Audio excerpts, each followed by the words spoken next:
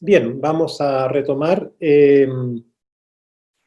Subí los archivos PDF anterior y este actual, ya los subí a Canvas, están disponibles. Se me había olvidado, pensé que lo había hecho, no lo hice, así que ahí los tienen, para que los tengan como material de apoyo.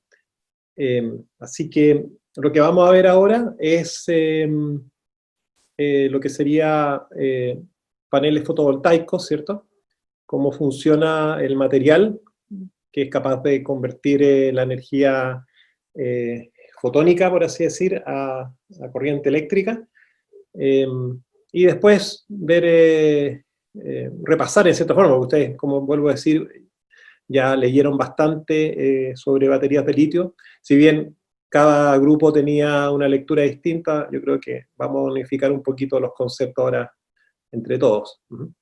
¿De acuerdo? Así que bueno, como se observa acá en esta imagen, los paneles fotovoltaicos son también cada vez más comunes.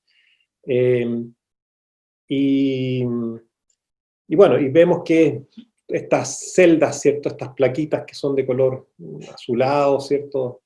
Tornasol, son cada vez más frecuentes, ¿cierto? Entonces la pregunta de qué materiales están fabricadas, ¿cierto? ¿Cómo se produce la conversión de energía de la luz a lo que sería eh, la corriente eléctrica o generación de electrones? Entonces, de alguna manera el efecto fotoeléctrico está involucrado acá, pero es un poco más complejo que el efecto fotoeléctrico. No es solamente la idea de que yo tomo un material y lo pongo al sol, por así decir, y los electrones van a empezar a fluir eh, constantemente, ¿cierto? Si bien el efecto fotoeléctrico tiene que ver con eso, como lo vimos al principio del semestre, ¿cierto? Es la idea de que la energía se conserva y por lo tanto yo puedo tal vez hacer que un electrón, arrancar un electrón de un orbital, sacarlo al átomo y hacer algo con ese electrón que sale liberado, ¿cierto? Pero la pregunta es,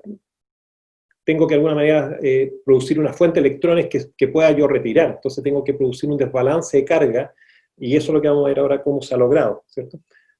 Teniendo ese desbalance, teniendo ese exceso de electrones disponibles para ponerlo en movimiento, ahí el efecto fotoeléctrico va a cobrar sentido, ¿cierto? Pero si no tengo ese exceso, si ya los electrones están utilizados para formar enlace, lo que voy a terminar haciendo es romper el material, ¿no? Lo voy a estar destruyendo con la energía del sol. De hecho, la luz ultravioleta puede dañar materiales, ¿cierto? Los puede erosionar. Entonces, claramente, bueno, como ustedes ya vieron, y yo creo que también con la tarea 1, cuando vieron todo el desarrollo para obtener la reacción de cuerpo negro, tanto a nivel clásico como lo que hicieron Rayleigh y Jeans, y ver cómo la onda electromagnética resonaba en la caja, ¿cierto? Y había nodos estáticos, nodos de anclaje, y podían resonar muchos modos en diferentes direcciones, en 3 dimensiones, y ahí apareció todo un modelo que era cuadrático con la frecuencia, ¿cierto? Y después, bueno, obviamente, para poder explicar el efecto de la catástrofe del ultravioleta, ¿cierto? Planck tiene que hacer que la energía de la luz sea un cuanto, sea un paquete, sea un cuanto de energía, y que ese cuanto es el que se va lanzando eh, independientemente, o sea, de a uno en uno, ¿cierto? Y con su hipótesis ad hoc logra un modelo que calza a la perfección con eh, la, el espectro de emisión de radiación, y de paso tiene que obtener su constante H, que la tiene que ajustar al modelo, le da un número, y después nuevamente es Einstein que a través del efecto fotoeléctrico es capaz de volver a encontrar el valor de la constante, y ahí ya el modelo de alguna manera se valida, ¿cierto? Ok, entonces, ¿cuáles son los materiales que tenemos que considerar en este caso? Son materiales que están hacia la derecha de la tabla, son materiales como el silicio, el germanio, el galio, ¿cierto? El arsénico, el, el fósforo, lo que sería el boro también, ¿ok? Eh, son materiales que, claro, no son materiales ni de transición, ni tampoco son gases nobles, están como son una cosa híbrida, por así decir, que, bueno, son materiales que, de hecho, están en la misma línea que el carbono también, son los que van a producir este efecto, son los materiales semiconductores, como se llaman, materiales que pueden liberar electrones bajo ciertas circunstancias, por así decir. No. Entonces, antes de poder ir a cómo se logra el material que tenga esta capacidad de liberar electrones que a su vez son excitados por la luz y se produce el efecto fotoeléctrico y la corriente fotoeléctrica, recordemos un poquito que cuando yo tengo un átomo, voy a tener el modelo de energía, ¿cierto? Que ya habíamos visto, que ustedes yo creo que se han hecho ya bastante expertos un poquito en él, ¿cierto? Recuerden que esta línea de energía, generalmente para el nivel 1S, si esto fuera hidrógeno, esto tendría un valor de menos 13.6, ¿cierto? Electron volt. ¿Ya? Y nuevamente recuerden que esto nosotros lo dibujamos como una energía negativa, ¿cierto? Acá. Y teníamos este modelo, ¿cierto? Esta era la gráfica, ¿cierto? Y el 0 lo teníamos acá. Ahí está nuestro 0. ¿Ok? Entonces, ahora, ¿qué pasa si es que este modelo atómico yo lo sumo? Voy sumando átomo y logro un sólido.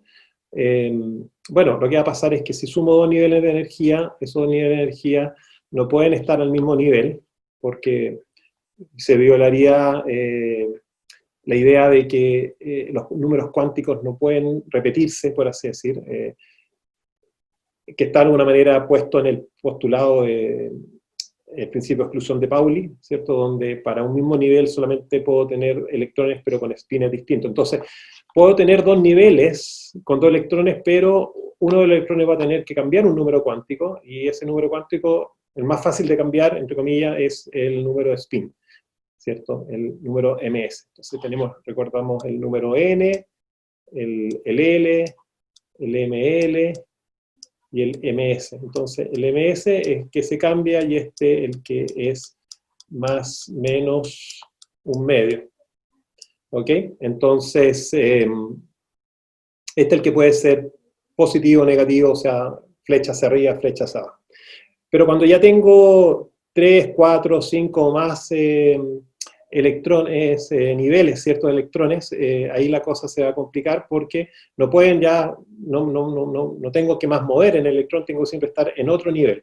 Entonces ese nivel va a estar un poquito más arriba, unos cuantos nanoelectronvolts, pero van a ser distintos, y después lo mismo va a pasar con el próximo nivel, y el otro, y el otro, y el otro, y el otro, y el otro, hasta que se va a producir lo que es una banda de conducción. ¿Okay? Una banda de conducción donde los electrones, ya que por cada nivel podemos tener dos, y tenemos n niveles, ¿cierto?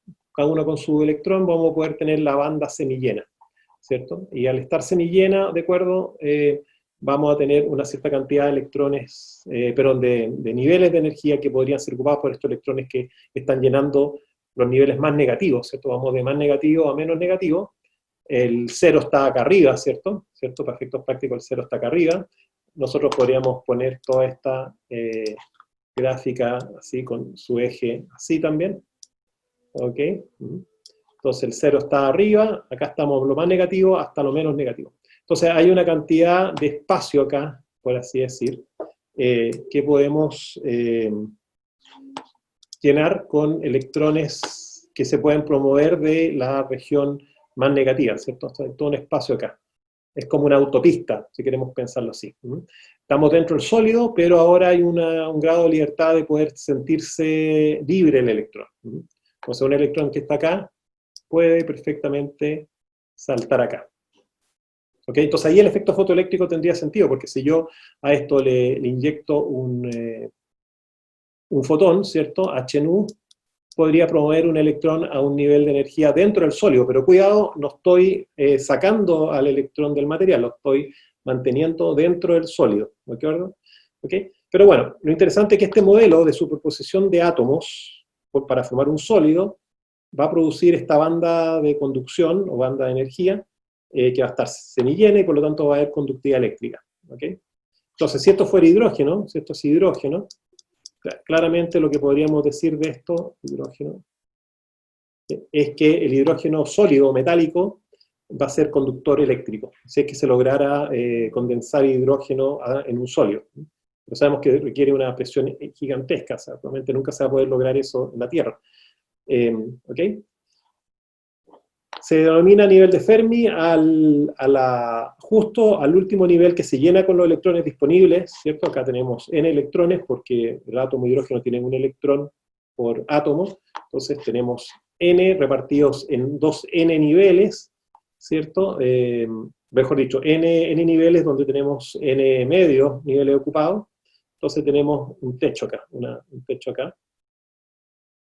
¿Ok? Y ese techo es el nivel de Fermi. Bueno, en algunos de los papers ustedes leyeron esto y vieron un poco lo que es el nivel más inferior desocupado, el LUMO, y también muchas veces en el techo de la banda está el nivel HOMO, ¿cierto? El HOMO-LUMO. Entonces esto sería acá HOMO, por así decir, y esto acá abajo sería el LUMO. LUMO. ¿Ok? Así que esa es un poco la idea también de cómo se generan estos niveles, el nivel más bajo desocupado y el nivel más alto que se podría ocupar. ¿Ok? Así que, bueno, con eso en principio podemos llevarlo a lo que es la idea de estas bandas. ¿Ok? Entonces, esto mismo, lo que mismo obtuvimos acá, ¿cierto? Podemos, lo que tenemos acá, ¿cierto?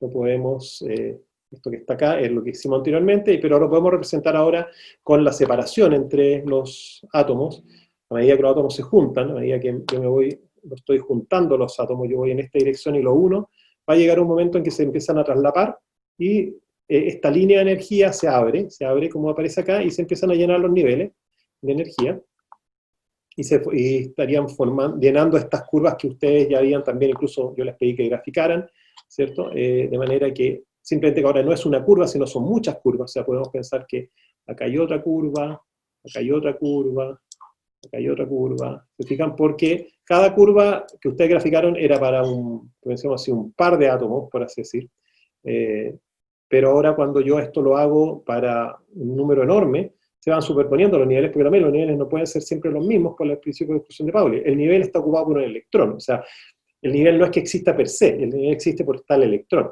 Entonces, si hay dos electrones, pueden ocupar el mismo nivel de energía con spines distintos, pero si hay un tercero, ese tercero no puede ocupar ese nivel, tiene que ocupar un nivel un poquito menos negativo, y se puebla toda la región con los niveles, con los electrones, sus niveles, pero yo puedo decir, ok, pero ahora hay espacio, van a haber nuevos niveles más arriba que podrían ser ocupados por estos electrones, según el número de electrones que tengan, el número de niveles disponibles también por átomo. Entonces eso lo que va a producir es que las bandas ahora, las bandas que eran antes líneas, ¿cierto? La 1S, la 2S, la 2P, etc., se van a empezar a traslapar, la 3S se traslapa con la 3P, y eso es interesante porque ahora podría producir más conductividad, porque puede ser que una banda esté llena completa, si tuviéramos por cada nivel de átomo 2 electrones, se llena completamente, pero ahora como se traslapa con una que está vacía, pensemos en el caso de, no sé, un elemento como el magnesio, ¿cierto? Que tiene su nivel 3S2 lleno, pero ahora el 3S se traslapa con el 3P y se abre toda una región de niveles que están disponibles para que estos electrones puedan ocuparlo. Entonces, el material, el MG sólido 3D es un conductor, pero cuando es un átomo es un aislante, porque está a su nivel lleno, por así decirlo. Pero ahora tiene como sólido niveles disponibles. Y ahí se abre lo que es la banda de conducción nuevamente. ¿Okay? Y esa idea entonces es la que define materiales que son conductores, como los metales, semiconductores que van a estar en una transición, que son estos materiales que usamos para los materiales fotovoltaicos, y los aislantes, que son materiales que no conducen electricidad eléctrica. ¿Ok?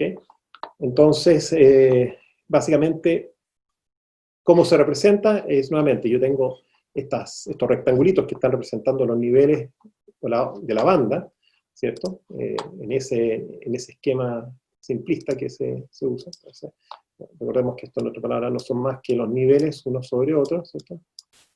Entonces estos son los niveles que están ocupados hasta el nivel de Fermi, pero yo puedo tener unos niveles acá, ¿cierto? Que todavía no han sido ocupados, ¿cierto? Pero que están ahí disponibles. O sea, no existen tal vez hasta que los electrones puedan entrar en ellos, pero están disponibles para que entren. Y eso es lo que se llama la banda de conducción, porque nuevamente es una región de energía muy continua, discontinua, pero es bastante cercana, por así decir. Claro, no un continuo perfecto, pero ya si estamos teniendo intervalos de nanoelectronvolts, para efectos prácticos es como si fuese esto un continuo, matemáticamente, pero estrictamente va a ser discontinuo. Pero es como tener una autopista de muchas pistas, ¿cierto? Donde estos electrones que acá están quietos, porque acá no tienen movilidad, están en sus orbitales justos, ¿cierto? De pares, uno de ellos, ¿cierto? Que está acá, puede saltar acá. Entonces entra a la banda de conducción y se mueve dentro del sólido en una autopista, por así decirlo. Como ir por una superhighway así que conecta, que cruza la ciudad, por así. Bueno, ¿qué pasa con los aislantes? El aislante es un material en donde también están los electrones en este nivel, pero para pasar al nivel donde están estos niveles disponibles, ¿cierto? Tengo que vencer una brecha. Una brecha acá, o sea, el salto mínimo tiene que ser de este tamaño. Y hay materiales donde ese salto es muy alto, es del orden de 4 electronvolts, como en el caso del diamante.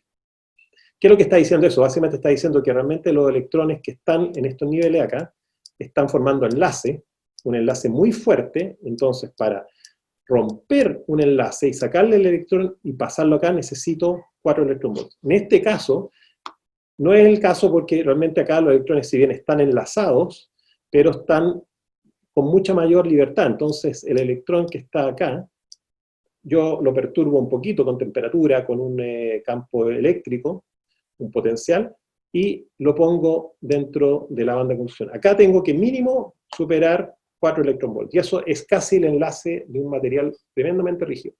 Entonces, lo que va a pasar es que un material aislante, que es un material dieléctrico, si yo le aplico un voltaje enorme, va a existir un voltaje de quiebre, que llaman un breakdown voltage, que simplemente termina destruyendo el material, porque estoy rompiendo el enlace.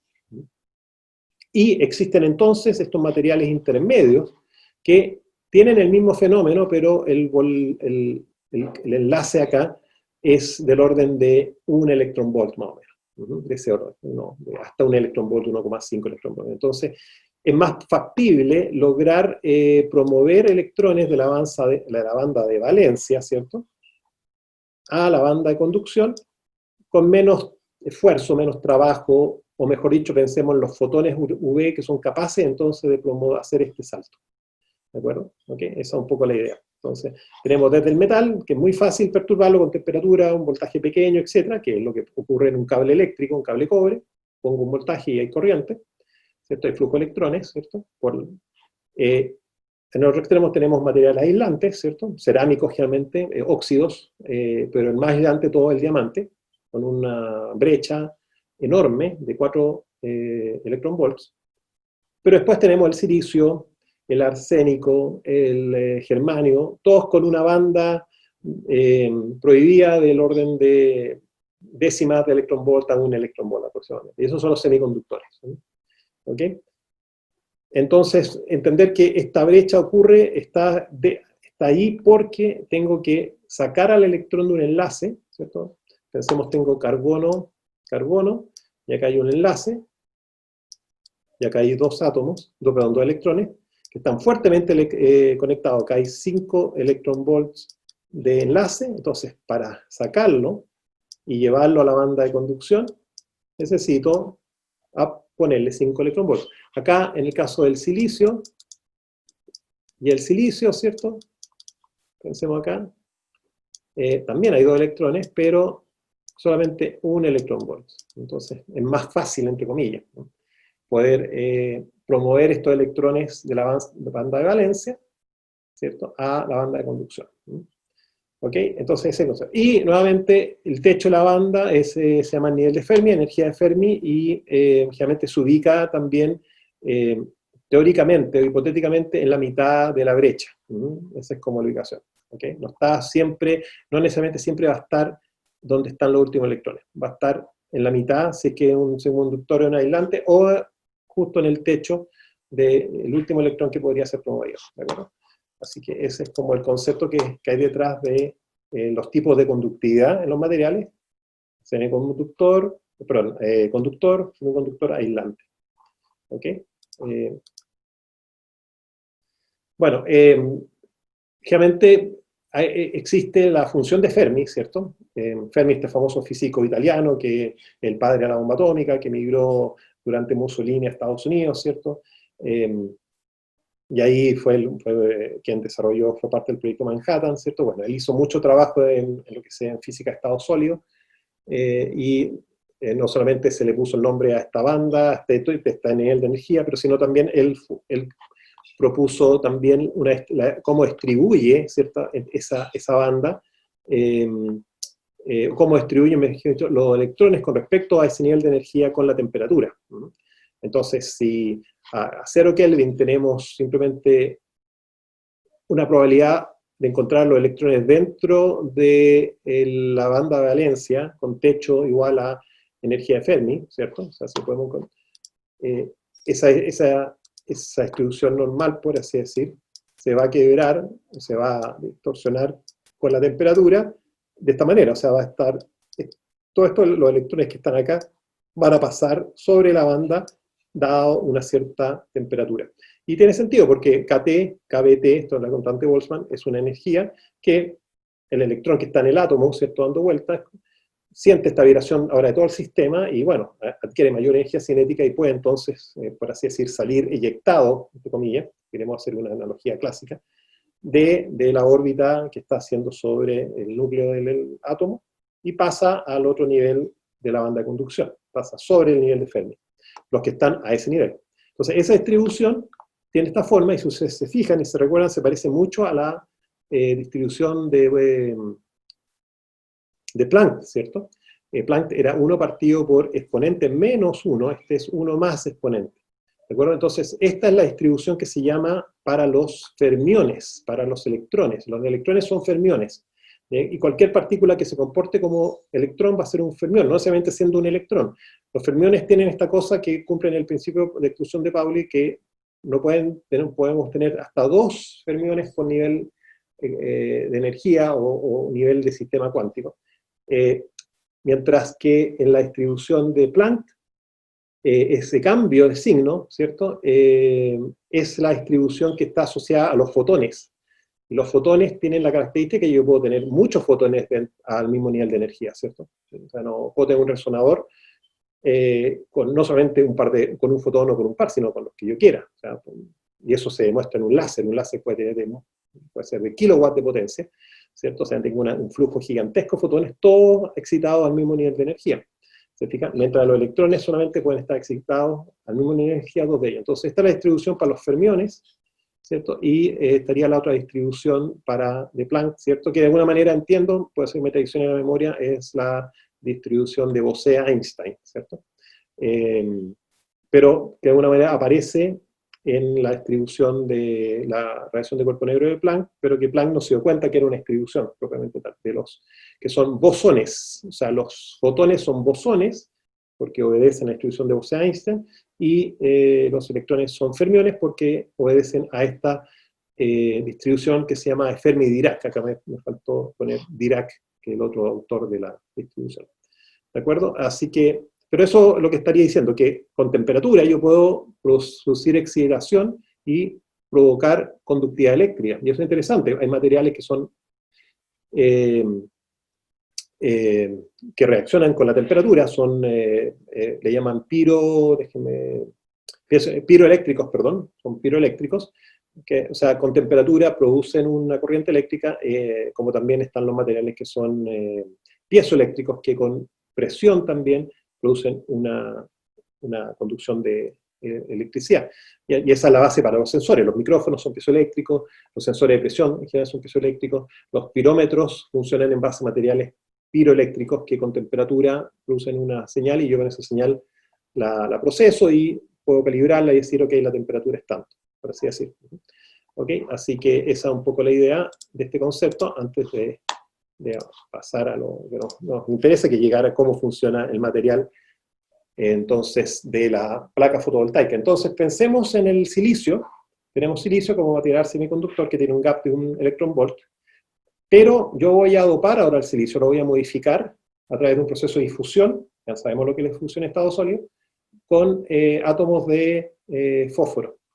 ¿Okay? Entonces con un aparato especial, que es poner una placa de silicio monocristalina dentro de un horno, poner una atmósfera que tenga algún fosfato, ¿cierto?, que deposite átomos de fósforo en la superficie del silicio, por difusión, ya que no hay fósforo en el silicio, van a penetrar.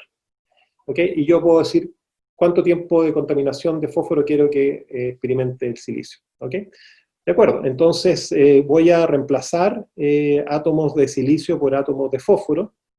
¿Y cuál es la gracia? Que el fósforo, si veo su estructura electrónica, bueno, el fósforo tiene un Z igual a 15, tiene un protón más que el silicio, por lo tanto tiene que tener un electrón más para mantener la carga eléctrica. ¿Okay? Entonces tenemos que su estructura es de la forma, sería 3s1p3p1. ¿Okay? Esa sería la forma del orbital 3, ¿cierto? Es un 3s2p3, pero por un efecto de hibridación podemos, ¿cómo se llama?, poner un electrón del S en un orbital P y tenemos un P1. ¿Qué significa eso? Que acá hay un nivel que está semilleno. ¿Ok? Entonces, por cada átomo de silicio que yo reemplazo con átomo de fósforo, estoy agregando un electrón más al sistema porque el átomo de silicio tiene la estructura 3s1p3. ¿Se fijan? ¿Ok? Entonces, ¿se fijan? Acá, si yo marco acá esto, que este electrón que está acá, que es un electrón, acá no está, acá está vacío, ¿se fijan? Entonces estoy reemplazando esto por esto. Entonces estoy agregando por cada átomo de fósforo que logro introducir al sistema un electrón. Entonces ahora este silicio está cargado con electrones, de comillas, que no están formando enlaces, están libres, están dentro de la banda de conducción del silicio, que recuerden es un semiconductor. Entonces, de alguna manera lo que estamos haciendo es poniendo, si este es el nivel inferior de la banda, este es el superior, ¿cierto? Y acá tenemos el nivel de Fermi, justo a la mitad, y acá tenemos electrones, ¿cierto?, en los enlaces, ¿ok?, etcétera. Voy a dibujarlo con flechitas contrarias.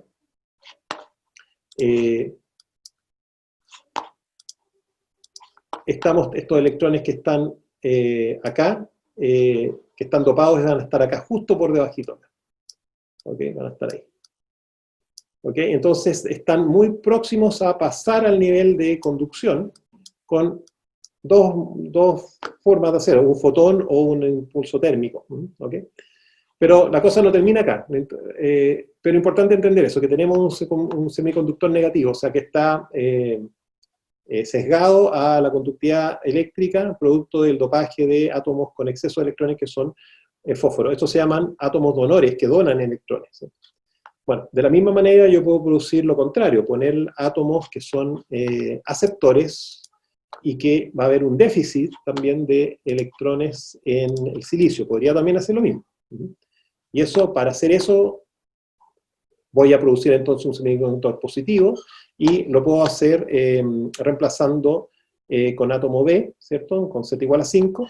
Este átomo tiene la característica de que su último nivel es 2s1p2 y el silicio tiene 3s1p3. ¿Se fija? Entonces acá sobra, o sea, acá esto está balanceado, pero acá falta un electrón. Entonces hay un déficit ahora de electrones por cada átomo B que yo reemplazo el silicio. Y a esos electrones, estos vacíos que hay acá, estos lo vamos a llamar como si fueran cargas positivas, pero no son nada, o sea, es vacío simplemente, es la falta de un electrón, ¿cierto? Básicamente es un enlace semilleno, ¿ok? Pero a esto, la nomenclatura, al menos en inglés le llaman agujeros, ¿cierto? Estos son los holes, ¿cierto? Un hole es justamente este efecto. Esto acá es un hole, o sea, falta un electrón. En español, pues, se le llama de diferentes formas, agujero, se llama hueco, etc. ¿Ok? Es un electrón que falta. Entonces podemos tener un semiconductor positivo que le faltan electrones y un superconductor negativo que tiene superávit de electrones. Entonces tenemos dos materiales ahora, el semiconductor positivo, el negativo, y ahora yo puedo juntarlos físicamente, hago un sándwich. Y eso lo puedo hacer con tecnología de microchips, o sea, pongo el silicio, lo dopo con fósforo, y ahora pongo silicio nuevamente y lo dopo con átomo B. ¿Ok? Y en la interfase se va a producir algo interesante. ¿Ok? Esa es la... entonces vamos a tener una zona rica en electrones y una zona pobre en electrones que va a producir, va a haber difusión eléctrica. O sea, entonces vamos a tener que la zona que está cargada con electrones, que se llama material N, negativo, que tiene electrones de exceso, y va a estar la zona del material de silicio positivo, P, y vamos a unirlo, vamos a producir una junta que le llaman unión NP. Entonces, los electrones que están acá se van a ir al lado donde no hay electrones, hay agujeros o huecos, y los huecos se van a ir a la parte donde están los electrones, porque se quieren neutralizar, pero se cruzan, se fijan, o sea, hay una difusión. No es que se aniquilen, se cruzan por difusión, y lo que va a producir entonces esto ahora es un equilibrio, donde van a estar estos dos materiales unidos, ¿cierto? Ocurrió la interdifusión de carga, ¿sí? Y lo que va a pasar entonces es que ahora tenemos un dipolo, acá tenemos una zona positiva, una zona negativa, eso produce un campo eléctrico, y eso finalmente se traduce en un voltaje. Entonces ahora hay un voltaje o barrera entre estos dos materiales. ¿Ok? Y lo interesante entonces es que ahora es cosa de suministrar suficiente energía para que estos electrones que están acá, que ya no pueden difundir más tampoco, porque simplemente no tienen a dónde más ir, ¿cierto? Ya todos los agujeros se fueron al lado N y los excesos de electrones se fueron al lado P, pero no se distribuyen, se quedan juntos, que también quieren juntarse, de alguna manera.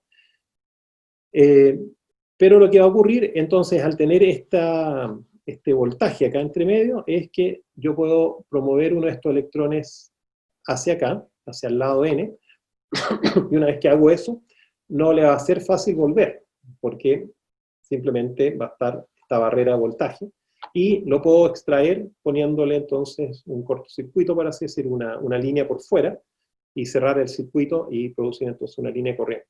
¿Okay? Veámoslo en un esquema, que va a ser más fácil de entender. Entonces con esto vemos que al tener esta región cargada positivamente, negativamente, ¿ok? Recuerden que acá tenemos estos electrones que se están yendo a la parte donde están los agujeros, y los agujeros se están yendo a la parte donde están los electrones, entonces se genera ya un equilibrio, que lo que va a hacer es que ya simplemente no pasan más electrones hacia el lado izquierdo, no pasan más agujeros hacia el lado derecho, por lo tanto cualquier uno de estos electrones, si son promovidos hacia el lado derecho, no van a poder volver, ¿se fijan? O sea, ¿okay? Entonces voy a poder cerrar el circuito. Bueno, acá estas son las mismas gráficas, la idea es mostrar que si tengo una zona positiva y negativa, estoy produciendo entonces un campo eléctrico, y el campo por la distancia me da el voltaje. ¿Okay? Y hay un voltaje, y ese voltaje es el que impide que el electrón que está acá en el tipo P, que vino del tipo N en el momento en que se juntó y migró, si yo lo promuevo con suficiente energía para vencer ese voltaje, ¿ya? Que va a ser de tanto electron volts, una vez que entra acá al material N, vuelve a su material original, no puede volver, ¿cierto? Y va a ser fácil entonces sacarlo con un cable por fuera, hacer potencia, o sea, trabajo eléctrico, y devolverlo. ¿Se fijan? Y ese es un poco la idea. Entonces, para producir la celda fotovoltaica necesito tener el material N, el material P, hacer la junta NP, ¿cierto? El material N tiene electrones de sobra, el P tiene déficit de electrones, tiene agujeros, se juntan, se produce una interdifusión de equilibrio, ¿cierto? Eso produce un dipolo, hay zonas cargadas positivamente, negativamente, eso produce un campo eléctrico, por defecto, por la definición de campo eléctrico, y como eso conlleva una distancia física, ¿cierto? Tantos micrones, se produce entonces un voltaje. ¿ok? Y ese voltaje es ahora el que impide que el electrón pueda volver una vez que se promueve, y como no tiene más, como queda libre, porque esto está en equilibrio ahora, y al volver acá queda libre. Bueno, si yo le pongo un conductor acá, un alambre de aluminio, se va a ir por ahí, va a hacer su trabajo y vuelve, ¿se fijan? Entonces, y son los fotones los que hacen este sistema, lo hacen para que pueda volver al lado tipo N. Entonces, es un poquito más complejo que el efecto fotoeléctrico. El efecto fotoeléctrico está al punto de vista que los fotones pueden promover a los electrones, pero ya no es solamente dentro de un material común. Es un material que está sesgado, con déficit y superávit de electrones, que al ubicarse hay un equilibrio y se produce este voltaje que permite entonces que no se vuelva, porque si no, simplemente lo que estaría haciendo es promuevo el electrón y vuelve inmediatamente, y no hay circuito, no hay conducción eléctrica por fuera, que es lo que me interesa para poder extraer la electricidad que va a ser lo que ando buscando, la conversión de energía solar a energía lumínica a flujo corriente.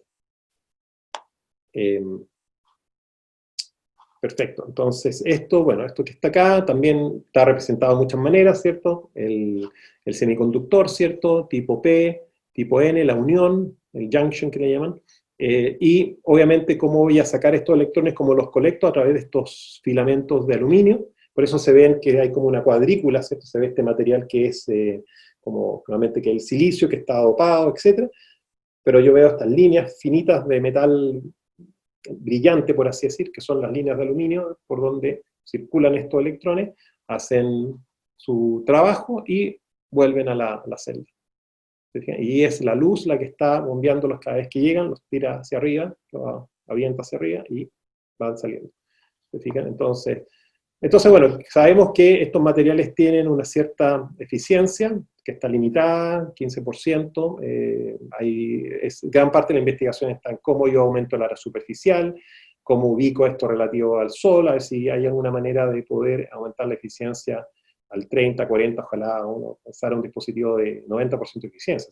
O sea, cambiaría completamente el panorama energético también en la Tierra. Así que se llega a descubrir un material o alguna manera de capturar mejor la luz solar, porque también esto no opera en todo el espectro solar, es una banda pequeña que está dada por este gap o voltaje, ¿cierto? Por lo tanto, bueno, ahí hay muchas ideas de ocupar el rango infrarrojo para simultáneamente calentar agua y poder sacar energía más bien solar térmica, etc. O sea, ahí la imaginación y está a todo nivel, a nivel de la ingeniería más gruesa, a nivel de la ingeniería fina de cómo dopar estos materiales para que sean más eficientes, cómo darle textura superficial, etc. Eso ya es manufactura para poder obtener un material. Entonces, una de los mejoras, entre comillas, ha sido de que se tiene el silicio policristalino, que es más económico, ¿cierto? Porque sale de un policristal de silicio, eso es simplemente fundo silicio, hago un cilindro, lo corto y lo dopo, hago todo el proceso, ¿se fijan? Pero también puedo tener este silicio monocristalino, que va a ser va a tener menos resistividad eléctrica, pero claramente lo que se ha observado es que los policristalinos también funcionan y probablemente muchos de los paneles que están instalados son policristalinos, son más económicos, ¿cierto? ¿Okay? Así que, pero acá nuevamente se pueden ver las líneas de aluminio, ¿cierto? Que recolectan todos estos electrones que van pasando del semiconductor P al N, ¿cierto? Producto de la radiación solar que es absorbida por estos electrones para hacer el salto cuántico. ¿Ok? Bueno, también se piensa en materiales alternativos basados en polimorfos de carbono, o sea, el carbono puede ser diamante, puede ser grafito, diamante en la joya, ¿cierto? El grafito en la punta del lápiz, por así decirlo, pero también están los grafenos, ¿cierto? Que hablamos un poquito de ellos, que son estas monocapas de grafito, que tendrían también propiedades muy buenas para poder absorber la luz. Los CNT, los Carbon Nanotubes también, que no es más que un grafeno que está doblado formando un cilindro, y también existen los buckyballs, ¿cierto? que son estas pelotas de fútbol que encontraron también en descargas eléctricas de electrodos de carbono, vieron que se formaban estas fases. Entonces, el carbono tiene varias fases, no solamente diamante, sino grafito, grafeno, CNT y C60. ¿Okay? Pero los CNT, los nanotubos de carbono, bueno, son más livianos, menos densidad, tienen un gap más amplio, o sea, podrían capturar mayor cantidad de longitud de onda, eso probablemente aumentaría la eficiencia. No están tan limitados como el silicio, que es 1.12, sino de 0.3 a 20. Tienen menor resistividad eléctrica, tienen mayor movilidad electrónica, ¿cierto? Tienen también mayor movilidad de agujeros, que básicamente es como los enlaces se van pasando de uno a otro, van perdiendo electrones consecutivamente, ¿cierto? El problema de la manufactura, que es hasta el momento de esta publicación, que es una publicación de unos 10 años atrás probablemente, era bastante caro, o sea, $50 por gramo contra $0.2 por gramo.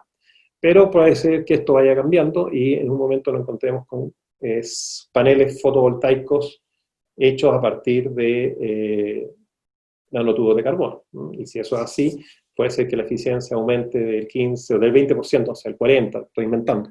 Esto quién sabe. Eso es interesante, ¿no? También el nanotubo, al ser un tubo, puede producir efectos interesantes de que la luz entre por el tubo, ¿cierto? Y se refleje.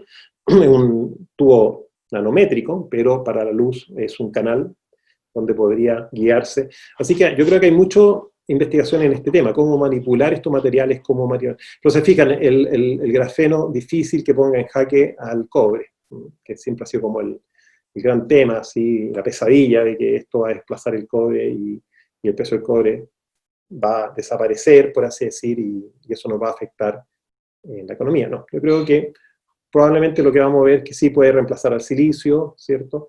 En aplicaciones de este tipo en el futuro, en los próximos 10 años. ¿Okay? Así que esa es una de las aplicaciones. Y lo otro también es cómo texturizar la superficie para que tenga más área superficial. Eso tiene mucho que ver ya con la técnica de depositar el silicio, ¿cierto? Para que no sea plano, sino tenga una cierta rugosidad, y con eso aumento la captura de fotones, ¿cierto? Es como que tener un área mayor, plana, con estas pirámides, por así decirlo. Y bueno, obviamente ideas siempre han existido de tener estas alas que tengan paneles y que puedan volar, o sea, tener una especie de avión o planeador autónomo que con la misma energía solar pueda mover algún motor eléctrico que haga la propulsión del ala.